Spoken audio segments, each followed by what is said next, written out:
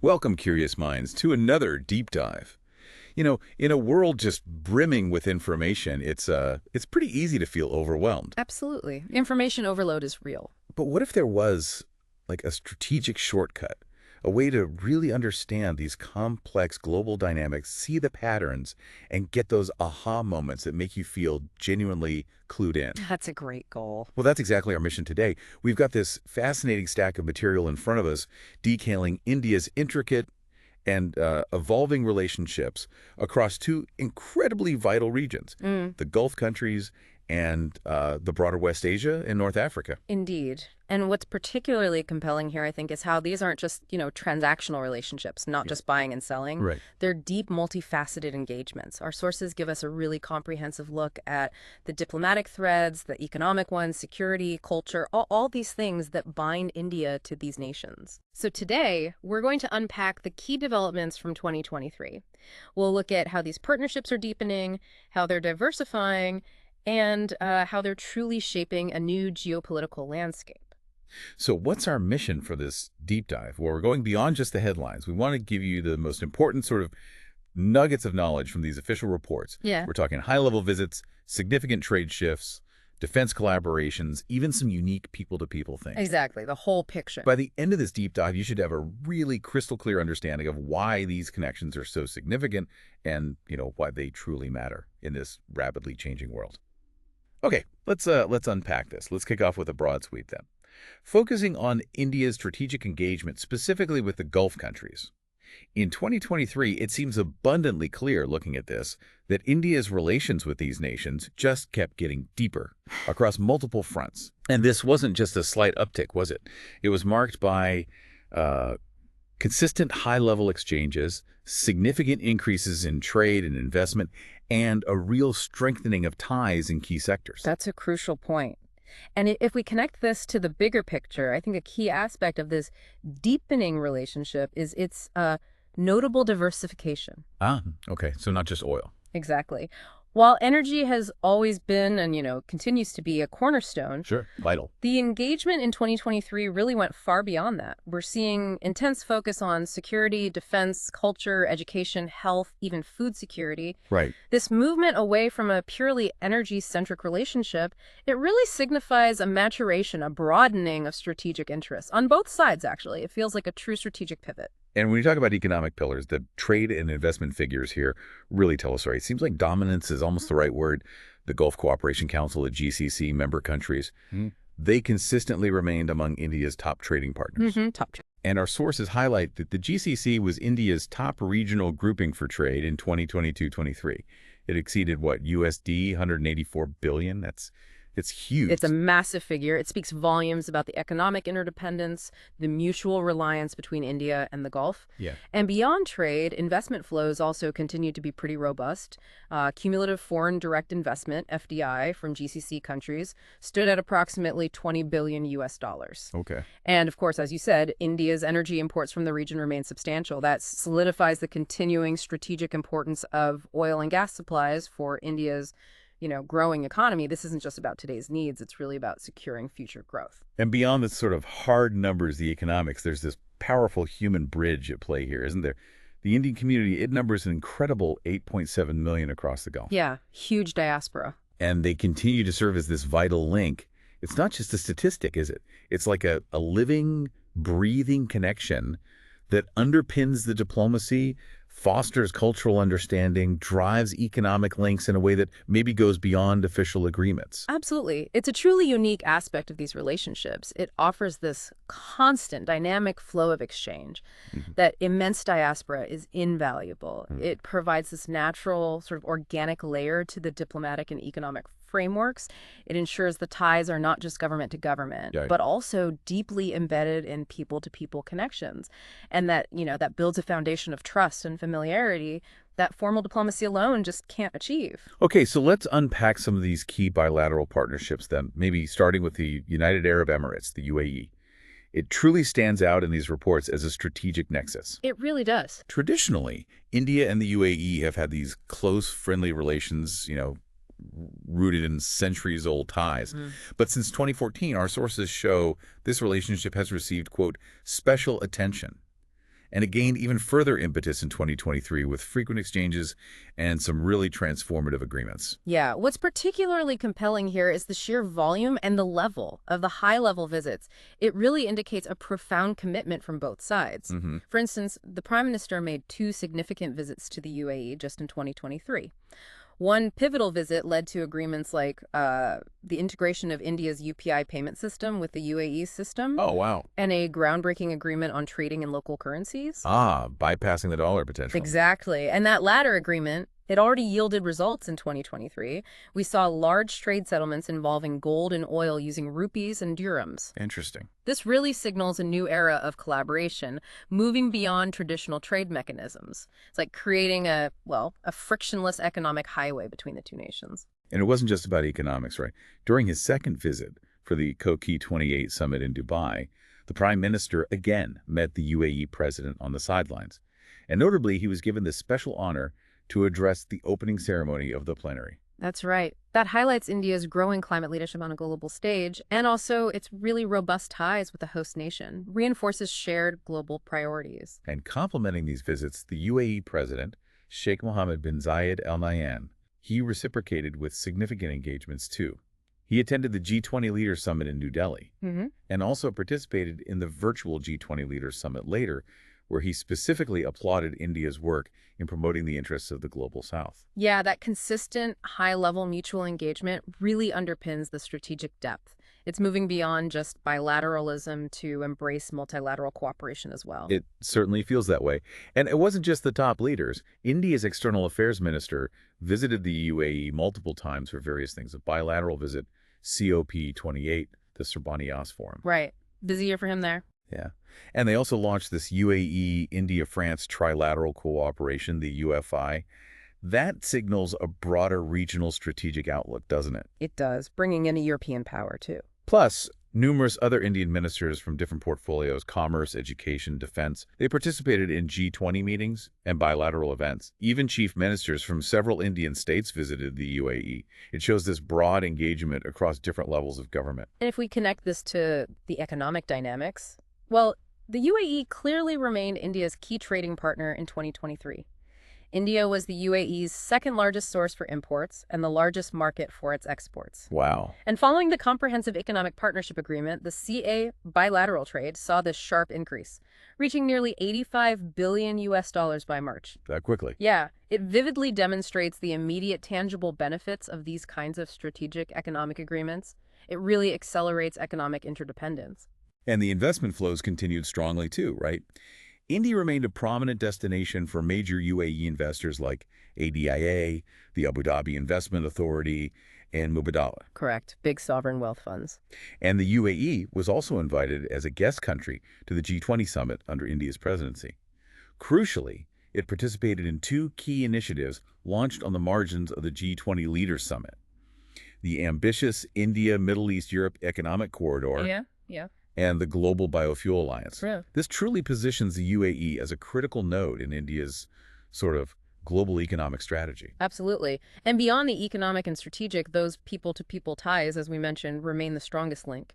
The UAE hosts more than 3.5 million Indian nationals. It's home to India's largest diaspora. Incredible number. And India is also a top source of tourism for the UAE. What's fascinating here is how these ties are being further strengthened by initiatives like the upcoming IIT Delhi campus in Abu Dhabi. Yes, I saw that opening soon, right?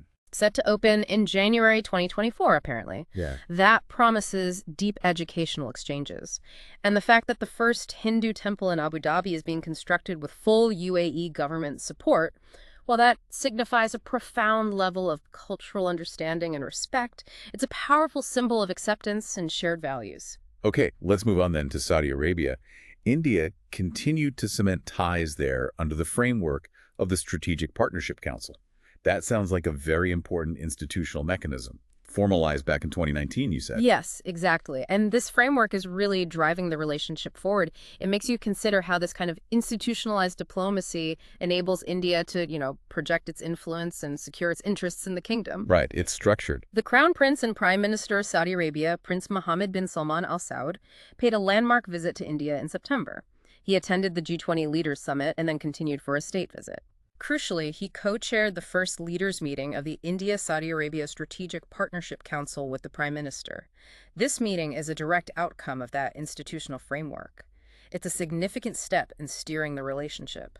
It signals a fundamental shift, maybe, where Saudi Arabia is now seen as a pivot for India's broader westward connectivity strategy. And during that visit, they signed, what was it, 8 agreements across incredibly diverse fields: energy, banking, investment, manufacturing, even things like archival cooperation, anti-corruption, water desalination. Yeah, quite a range. It reflects a real broadening of the partnership, moving well beyond just the traditional areas. Plus, on the sidelines of the G20 Leaders Summit, India and Saudi Arabia, along with the U.S., France, Germany, Italy, the EU, and the UAE, they signed that MOU on the India, Middle East, Europe Economic Corridor, IMP. A potentially transformative infrastructure project could reshape trade routes for decades if it comes to fruition. Huge potential. Indeed.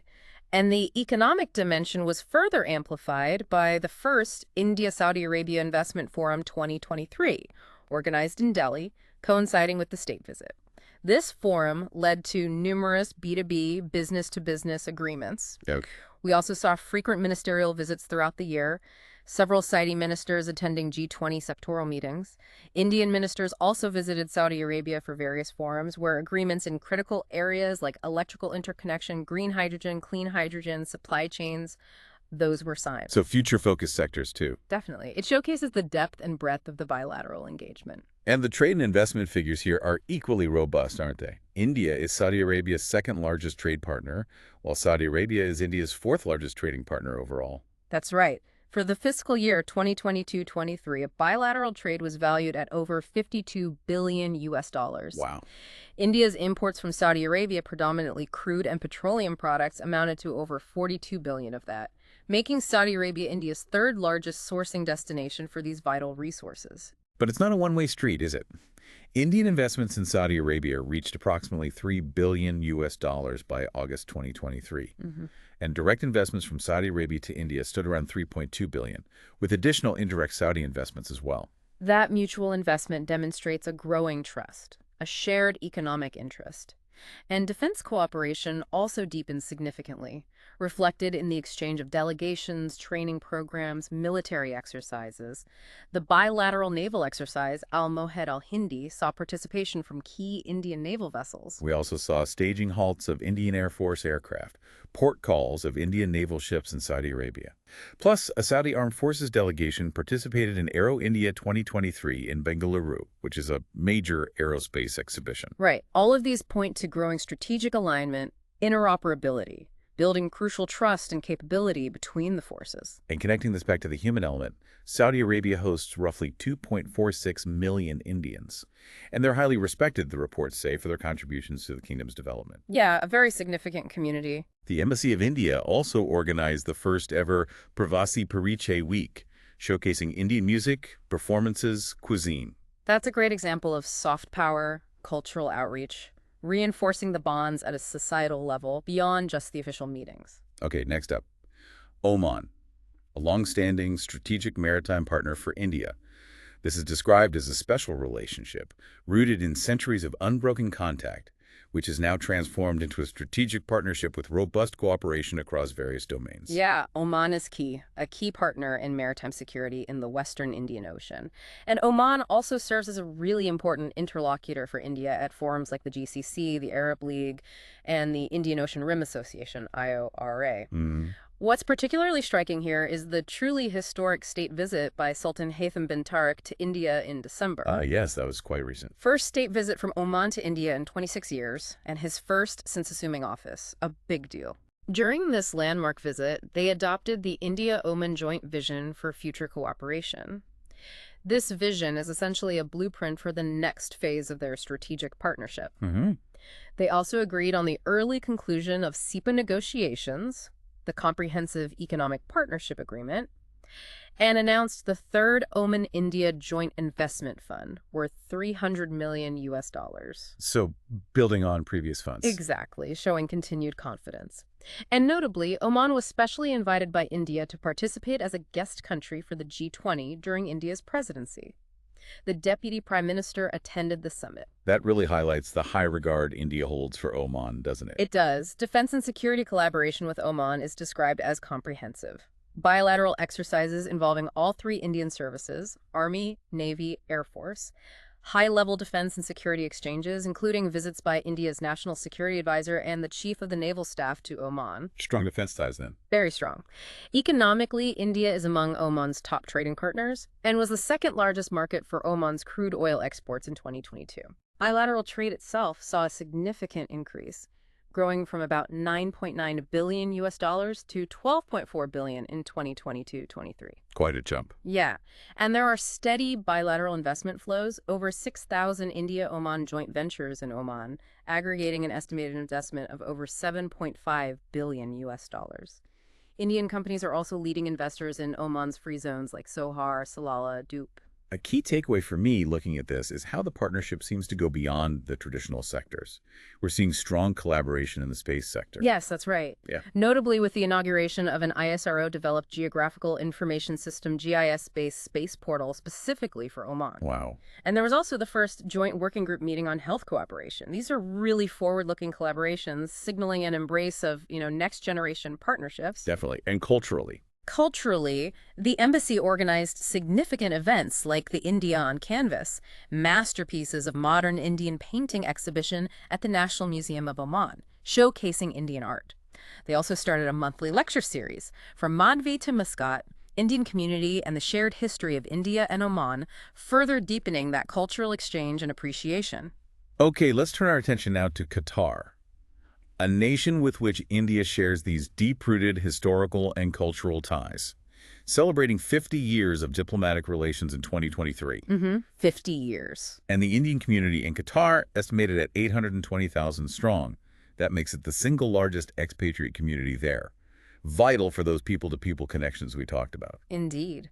And high-level engagements continued. The Prime Minister met the Emir of Qatar on the sidelines of COP28 in Dubai, discussed the bilateral partnership, the well-being of the Indian community. Okay. Qatar's Minister of Transport also visited New Delhi, agreeing to expand navigation lines connecting Hamad Port with 6 Indian seaports. Oh, that's very tangible. Enhancing connectivity, trade routes. Exactly. And economically, a Qatar Chamber of Commerce and Industry delegation participated in the B20 summit in New Delhi. Furthermore, the head of Qatar Investment Authority Advisory for Asia Pacific visited India.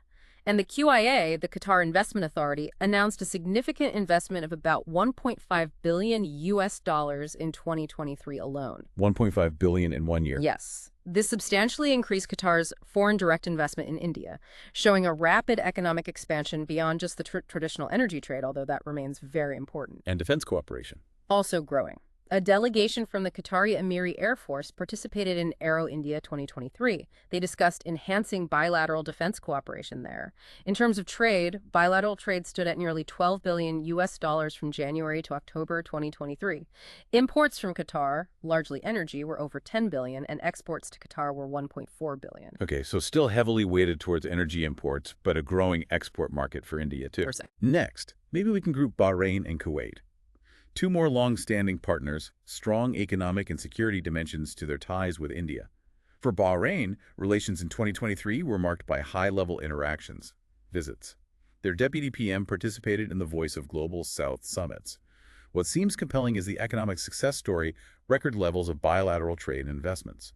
That's right. India and Bahrain saw bilateral trade grow by about 20% in 2022-23, reaching its highest ever level of nearly 2 billion US dollars. Two-way investments also reached 1.5 billion. Okay, and Kuwait. For Kuwait, historical ties remained close, rooted in people-to-people contacts. What's interesting is the first India-Kuwait Defense Industry Seminar was organized virtually, with participation from leading Indian defense companies like Reliance and Tata. Ah, so indicating new areas of engagement beyond just the traditional hydrocarbons trade. Exactly, a potential new dimension there. Defense and security engagements also continued for both nations. For Bahrain, Indian naval ships made port calls. Bahrain participated in Aero India 2023. Significantly, India joined the Combined Maritime Forces, CMF, as a full member in 2023. Right, that was announced during the India-US 2+2 dialogue. Correct. And Bahrain joined the Shanghai Cooperation Organization, the SCO, as a dialogue partner with support from India. That demonstrates a broadening of multilateral alignment, security convergence. And for Kuwait? For Kuwait, Indian naval vessels made port calls. The Western Fleet commander met Kuwaiti defense leadership. And economic discussions progressed on a bilateral investment treaty. Okay, so it clearly highlights a strategic alignment in defense and security, underpinned by growing economic ties, even if the scale of these partnerships might differ from, say, the UAE or Saudi Arabia. Yes, exactly. It's a broad engagement across the Gulf. Let's pivot now to Iraq. India has been a traditional partner, strong historical and civilizational linkages. In 2023, numerous bilateral interactions took place, including Iraq's National Security Advisor visiting India for the second NSA-level India-Iraq Security Dialogue. And economically, Iraq is now India's seventh largest trading partner, remains one of the largest suppliers of crude oil. Bilateral trade stood at over 15 billion US dollars, with oil constituting the bulk of Indian imports. Okay. What's fascinating here, I think, is India's continued assistance in capacity building. 200 slots were offered under the ITEC program, the Indian Technical and Economic Cooperation Program. Right. And a really powerful example of humanitarian diplomacy was the third Artificial Limbs Fitment Program, the Jaipur Foot Camp, organized in Baghdad, provided over 1,000 artificial limbs to Iraqi patients. Wow, that's incredible outreach. It really is. And the people-to-people connections are deep. Over 50 Iraqi scholars pursued higher studies in India under the ICCR scholarship scheme. Large numbers of Iraqis visited India for medical treatment, tourism, education, while many Indians visited Iraq for religious tourism due to relaxed visa norms. So a lot of movement back and forth. Definitely. And to commemorate the 70th anniversary of diplomatic relations, a special postage stamp was brought out. A bust of Mahatma Gandhi was unveiled in Baghdad, too, reinforcing those deep cultural ties. Finally, for the Gulf countries in this section, Yemen. India's relations go back centuries, historical trade links, strong people-to-people connections. Yeah, and India continues to maintain close ties despite the very adverse security situation there. Remains committed to a peacefully negotiated Yemeni-led and Yemeni-owned political settlement of the conflict. India's views supporting a ceasefire and negotiations were regularly articulated in the UN Security Council, showcasing its diplomatic engagement amidst really difficult challenges. And humanitarian support continued. Yes. Thousands of Yemenis continued to visit India for medical treatment. And in 2023, nearly 60 Yemeni nationals got ICCR scholarships for higher studies in India, demonstrating that ongoing support. Due to the fragile situation, the Indian embassy was relocated to Djibouti back in 2015, but it continues to provide vital visa services and consular assistance. Okay, now let's pivot to India's expanding presence in the broader West Asia and North Africa WANA region. Right. And 2023 was described here as a truly landmark year for India-Egypt bilateral relations. They elevated the relationship to a strategic partnership. Yes, that's a significant upgrade. Signals a real long-term commitment from both sides. And the year kicked off with that highly symbolic state visit of Egyptian President Abdel Fattah al-Sisi to India in January. He was the chief guest for India's 74th Republic Day celebrations. A very visible honor. And that visit produced concrete outcomes, too. Meetings with the Indian Prime Minister and President, 5 MAUs signed in IT, cybersecurity, media, youth affairs, culture. Quite a range. A commemorative stamp for the 75th anniversary of diplomatic relations, and a large Egyptian armed forces contingent, 144 soldiers, participated in the Republic Day parade, highlighting those growing defense ties and mutual respect. And President Sisi's engagement didn't stop there. He visited New Delhi again for the G20 summit in September and sent a recorded message for the virtual G20 Leaders Summit in November, really underscoring Egypt's importance to India's multilateral diplomacy. Absolutely. And then the Prime Minister made his first ever visit to Egypt in June at President Sisi's invitation. That was a truly significant moment. First ever PM visit. Wow. Yeah. During this visit, they signed the Strategic Partnership Agreement, formalizing the elevation that they decided on back in January. The Prime Minister was also conferred with the Order of the Nile, Egypt's highest civilian award, by President Sisi. A powerful symbol of the deepening bond. Indeed. He also held a roundtable discussion with Egypt's Prime Minister and cabinet ministers of the India unit in the Egyptian cabinet. Apparently, this unit was specifically established by President Sisi after his India visit. Really, that level of institutionalized engagement is quite something. It is. They also signed further MOUs during that visit: competition laws, agriculture, antiquities. And the G20 platform served as common ground for both countries to articulate issues faced by the global South, right? Numerous Egyptian ministers visited India for various G20 track meetings throughout the year. Yes, a lot of back and forth at the ministerial level. We even saw Indian parliamentary delegations visiting the Egyptian Senate, showcasing engagement at various levels of And governance. security and defense. Busy year there, too. 2023 saw the third India-Egypt Joint Working Group on Counterterrorism, the 12th round of secretary-level Foreign Office consultations. India's Deputy National Security Advisor co-chaired a security dialogue. The Chief of Army Staff visited Egypt. India participated with a large contingent, 550 personnel, in Exercise Bright Star 23. Egypt regularly provides transit facilities to Indian Air Force and Indian Navy aircraft, and Indian naval ship visits were frequent. India even set up an India Pavilion under the Ministry of Defense at the 3rd Egypt Defense Expo, EDX23, with 15 prominent Indian companies participating, further broadening that defense collaboration. And economically, Egypt's always been an important trading partner in Africa for India, hasn't it? Traditionally, yes. Bilateral trade for fiscal year 2022-23 stood at over $6 billion with substantial exports from India. And the chairman of the Suez Canal Economic Zone visited India, seeking support for an Indian cluster in the SCEZ. Points to significant future economic opportunities and strategic investment there. Okay, now let's talk about Israel. The India-Israel strategic partnership continued its upward trajectory, the reports say. High-level political engagements were frequent. The Indian Prime Minister had multiple phone conversations with Israeli Prime Minister Benjamin Netanyahu. They discussed congratulations on his election, bilateral issues, the Chandrayaan-3 success, and importantly, updates on the October 7th attacks and the ongoing regional situation. Right, very sensitive period. The Prime Minister also met the President of Israel on the sidelines of COP28. Exchange views on the ongoing Israel-Hamas conflict. Then, Foreign Minister Eli Cohen, accompanied by a high-level business delegation, visited India.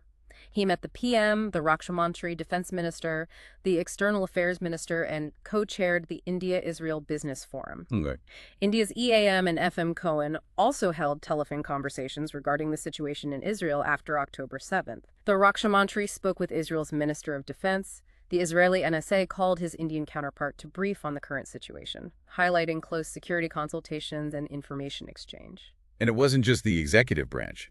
The Speaker of the Knesset led a parliamentary delegation to India, signed an OU on parliamentary cooperation. The Israeli Minister of Economy and Industry also visited India with a business delegation, underscoring the comprehensive nature of these ties. Yes, broad engagement. And what stands out as a clear demonstration of India's commitment to its citizens was the launch of Operation Ajay on October 11th. Ah, yes, the evacuation mission. This mission successfully facilitated the return of over 1,300 Indian nationals who wished to go back from Israel, operated 6 special flights. This commitment to the diaspora is really a hallmark of India's foreign policy, isn't it? It certainly seems to be a priority. Economically, beyond defense, bilateral trade reached a historic high of over $10 billion in fiscal year 2022-23. Indian exports were over $8 billion of that. And India's overseas direct investment in Israel has also been increasing. Okay. What's particularly compelling here, I think, is the deep engagement in R&D and innovation. India's Department of Science and Technology and the Israel Innovation Authority opened the 10th call for proposals for funding joint projects under the India-Israel Industrial R&D and Technological Innovation Fund, I4F. They set aside approximately $40 million for 2023-2027 for joint projects. This showcases a clear focus on high-tech, future-oriented collaboration, pushing the boundaries of traditional partnerships. And they also concluded a joint research program for proposals in AI applications for climate change and agriculture. Correct. AI for climate change and food security. And in November, a framework agreement for temporary employment of Indian workers in specific labor market sectors in Israel was signed, aimed at establishing an institutional framework for transparent recruitment, protecting the rights of Indian workers. Okay. And defense cooperation. Strengthened further. Multiple visits to and from Israel delegations from India's Naval War College, Indian Navy and Air Force, National Defense College for study tours. An Israeli delegation, led by the Director of International Defense Cooperation Directorate, participated in Aero India 2023, accompanied by CEOs of Israeli defense industry. Big presence there. Yeah. An MOU on industrial research and development cooperation was also signed between CSIR India and the Directorate of Defense Research and Development Israel, pointing to deeper research ties. Additionally, letters of intent were exchanged for setting up centers of water technology at IIT Roorkee and IIT Madras, and an upgraded center of innovation in agriculture, highlighting that academic and technology collaboration too. Turning to Jordan, India's relations continued warm and cordial, gaining further momentum in 2023. The Prime Minister had a phone conversation with King Abdullah II on regional developments, sharing concerns about terrorism, violence, civilian lives, discussing efforts for resolution of the security and humanitarian situation. And the External Affairs Minister and Jordan's Deputy PM Foreign Minister Ayman Safadi discussed international efforts regarding the Israel-Hamas conflict, civilian protection, humanitarian aid to Palestine. What's particularly striking here, though, is the trade success. Right. India-Jordan bilateral trade reached an all-time high, over $4.4 billion in 2022-23. That's a remarkable 63% growth over the previous year. Wow, 63%. Yeah. India's exports to Jordan saw a significant surge, while Jordan's exports also grew. And crucially, Jordan is one of India's important suppliers of fertilizers. Right, phosphates and potash. Exactly. IFCO, the Indian Farmers Fertilizer Cooperative, signed an agreement with the Jordan Phosphate Mines Company to significantly increase IFFCO's imports of Jordanian phosphate from 2.1 million tons to 3 million tons per year, directly aiding India's food security. That's a vital strategic link. Absolutely vital. And defense. Defense cooperation is expanding. The second consultative meeting on defense cooperation discussed military training, courses, cybersecurity exercises, military medicine capacity building, aiming to enhance defense engagements and interoperability. Okay. Now, on to Palestine. A relationship where India maintains sustained contact, including at the leadership level during the ongoing Israel-Hamas conflict. India consistently reiterated its support for a negotiated two-state solution. Yes, leading to the establishment of a sovereign, independent, viable state of Palestine coexisting peacefully with Israel. That's been India's long-standing position. The Prime Minister held a phone conversation with Palestinian President Mahmoud Abbas, and the External Affairs Minister spoke with Palestinian Prime Minister Dr. Mohammed Shtaya. And India demonstrated its humanitarian commitment. Sent 70 tons of humanitarian aid, disaster relief material, medical aid in 2 tranches to the people of Palestine and Gaza. Right. India also contributed $5 million to UNRWA, the UN Agency for Palestinian Refugees, for 2023. And a significant initiative was another artificial limb fitment camp inaugurated in Palestine, benefiting hundreds of Palestinians. A powerful example of that humanitarian diplomacy and soft power we discussed. Let's move to Iran. India and Iran relations marked by close civilizational links, shared history, providing a strong foundation, strong people-to-people ties. Bilateral cooperation maintained its robust momentum in 2023. Yeah, the Prime Minister and Iranian President Dr. Saeed Ibrahim Raisi met on the sidelines of the 15th BRICS summit in Johannesburg. Iran specifically thanked India for its strong support for its BRICS membership then. They also held telephone conversations, highlighting continuous high-level engagement. Okay. The External Affairs Minister met Iran's Foreign Minister. The Iranian Defense Minister met India's Raksha Mantri on the sidelines of the SCO Defense Ministers meeting. India's National Security Advisor visited Iran for the 4th India-Iran security consultations, met key Iranian officials. Lots of security focus, too. Definitely. Iranian Foreign Minister and Education Minister also participated in the Voice of Global South summits, and the 18th India-Iran Foreign Office consultations were held in Tehran. Defense presence noted, too. An Indian Navy ship visited Bandar Abbas port. Yes, INS Shrikant paid a friendly call, and here's where it gets really interesting, I think. Strengthening connectivity projects were a major focus. Ah, Chabahar port. Exactly. Iran was a special guest at the first meeting of the India-Central Asia Joint Working Group on Chabahar port. Iran also participated in a special roundtable on Chabahar port during the Global Maritime India Summit 2023, highlighting the port's continued strategic importance for regional connectivity and beyond. What are the broader geopolitical implications of these connectivity initiatives, do you think? Well, it positions India potentially as a key node connecting South Asia with Central Asia and even Europe, bypassing traditional routes. Furthermore, India's Deputy National Security Advisor represented India at the Iran-Russia-India trilateral meeting on facilitating transit in the North-South corridor hosted by Iran. Right, the INSTC. Emphasizing that shared interest in multimodal connectivity, which could really reshape Eurasian trade if fully realized. Okay, beyond these sort of major partners. India's engagement across the wider West Asia and North Africa region seems to extend through crucial humanitarian outreach, capacity building, and emerging economic and defense partnerships, too.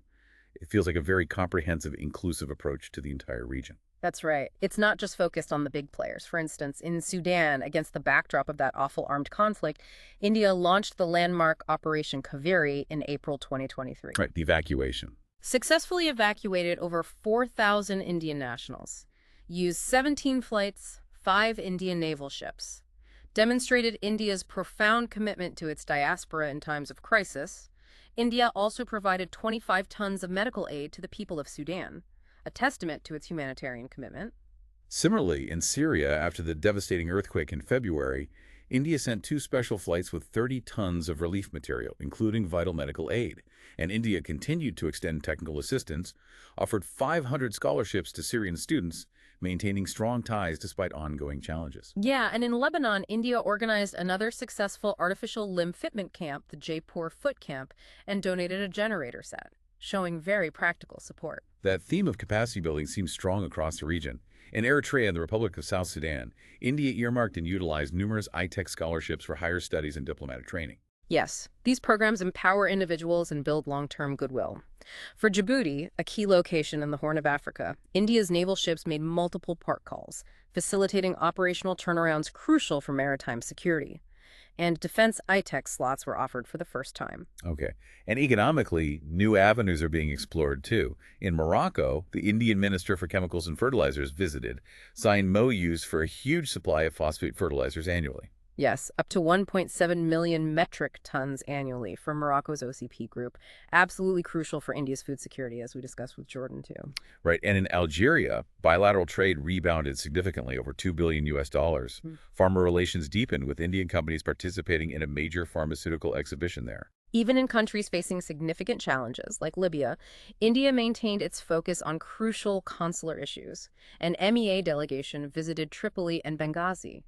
Somalia saw India contributing $2 million US dollars to the UN Trust Fund for ATMIS, supporting peacekeeping efforts, and its health minister visited India for healthcare forums. Finally, with Tunisia, diplomatic consultations were held and a cultural exchange program was signed, fostering those people-to-people connections. So this wide array of engagements, even if maybe less headline-grabbing sometimes, cumulatively deepens India's footprint and influence across the whole region. Exactly. It's a broad-based strategy. Okay, let's zoom out now as we wrap up. Look at the regional engagements and broader implications. Starting with the India League of Arab States, or LAS, engagement. Under the Arab-India Cooperation Forum, the 6th India-Arab Partnership Conference was organized in New Delhi. Titled New Horizons in Investment, Trade, and Services. This conference provided an institutional platform for robust engagement between the business communities of India and the LAS countries, indicating a collective strategic approach to economic ties, moving beyond just individual bilateral relationships. So seeing the region as more of a cohesive economic bloc. Exactly, and fostering partnerships at that level. So what does this all mean for you, the listener, who wants to stay ahead in understanding these global dynamics? If we connect all these threads, it's just crystal clear that 2023 was an exceptionally active year for India's foreign policy in these 2 critical regions. Yeah, undeniably. A key takeaway here, I think, is the consistent, high-level diplomatic engagement. It signals serious intent from all sides. It wasn't just ceremonial photo ops. Right. These visits yielded concrete agreements, institutionalized mechanisms like those strategic partnership councils, which leads us to consider how this proactive diplomacy enables India to project its influence, secure its interests, and create new avenues for collaboration and stability. I'm particularly struck, looking back over this, by the incredible diversification of partnerships. It's really not just about energy imports anymore, though those obviously remain vital. Yeah, still crucial. But we're seeing these deep dives into technology, defense, education, cultural exchange, even space collaboration. Thinking about the IIT campus in Abu Dhabi or that GIS portal for Oman. These are genuinely future-oriented partnerships. They go way beyond traditional trade. Represents a profound shift. And if we look at the economic impact, the figures are just staggering. Record bilateral trade with multiple countries, robust investment flows both ways, critical agreements like the CEPA with UAE. They're clearly delivering tangible results. Okay. This isn't just about statistics. It's about India's energy security, its food security through those fertilizer deals, creating potential new economic corridors like IMEC emerging from the G20. It's about how these relationships underpin economic stability and growth for everyone involved, making India an indispensable partner in the region. I also found it fascinating how India leveraged platforms like its G20 presidency and the Voice of Global South summits, used them to strengthen ties and advocate for shared concerns. Inviting countries like UAE and Oman to the G20 as guests really highlights India's role as a, well, bridge builder and a powerful voice for developing nations on the global stage. Absolutely. And finally, that humanitarian dimension, it really cannot be overstated. Operations like Kaveri and Ajay evacuating thousands of Indian nationals, programs like the Jaipur Foot Camps or the ICCR scholarships, they showcase India's commitment to its diaspora and its soft power projection. Hmm. It's about building trust, demonstrating care. Those are invaluable assets in diplomacy. They create bonds that go far deeper than just economic or strategic interests. What a deep dive indeed. We've journeyed through a year of really intense, multifaceted engagement. It demonstrates India's rising diplomatic and economic footprint across the Gulf and West Asia and North Africa. From intricate trade deals and defense exercises to cultural exchanges and critical humanitarian missions, India's relationships with these regions feel truly comprehensive, resilient, and forward-looking. It's a complex tapestry, isn't it, where ancient ties meet modern strategic imperatives.